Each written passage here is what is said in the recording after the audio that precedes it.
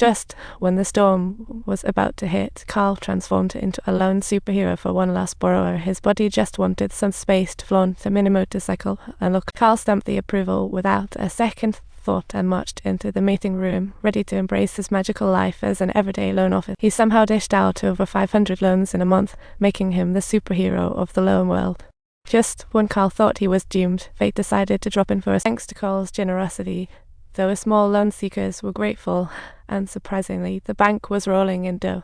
The board promoted Carl for his performance, offering a huge salary hike on condition he made up for missing his friend's engagement by planning the bride's party. While choosing party supplies, the Korean clerk looked worried and ignored them. Carl instantly sensed she needed some soul food. He asked in Korean if she had worldly troubles, and tears welled up in the assistant's eyes.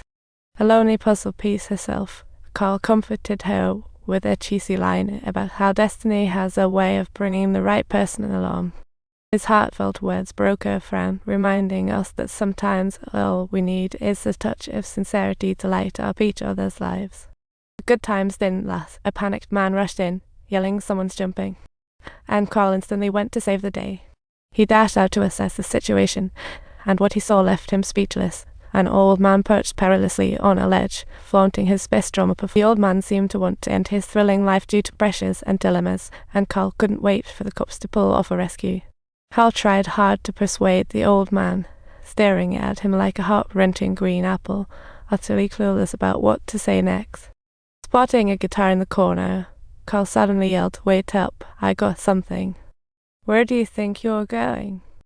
"Get back up there and stop making us worry. My friend, if you could just toss all that stress away, that's the true meaning of living. If you want to see the sun again, why not start with something that brings you joy? I have won this round."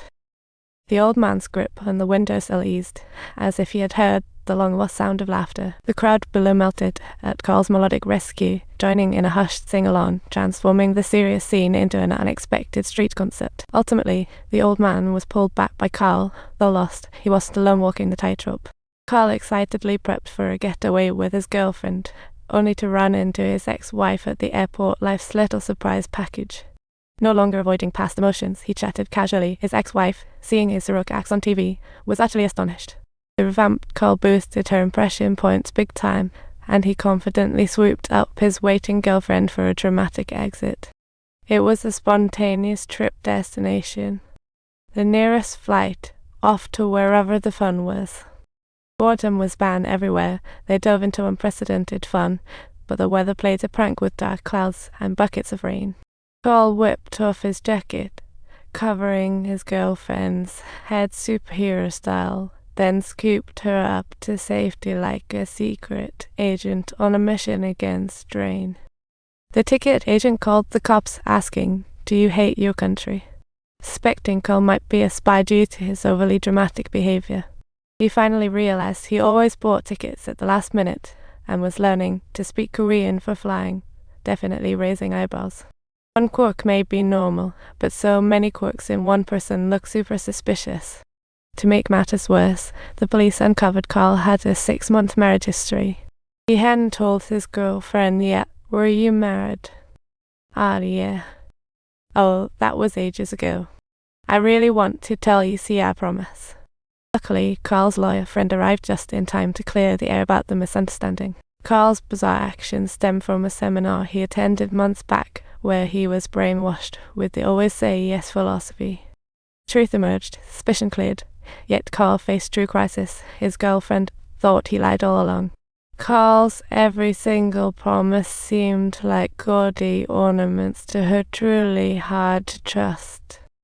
She doubted his affection, and Carl rushed after her like a puppy on a mission. "Stay away from me."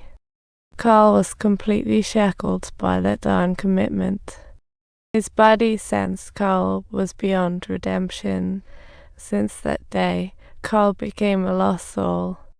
He tried to find comfort in his old passions, but joy felt like a distant star. Day after day, he mindlessly dialed her number, but always hit a cosmic silence.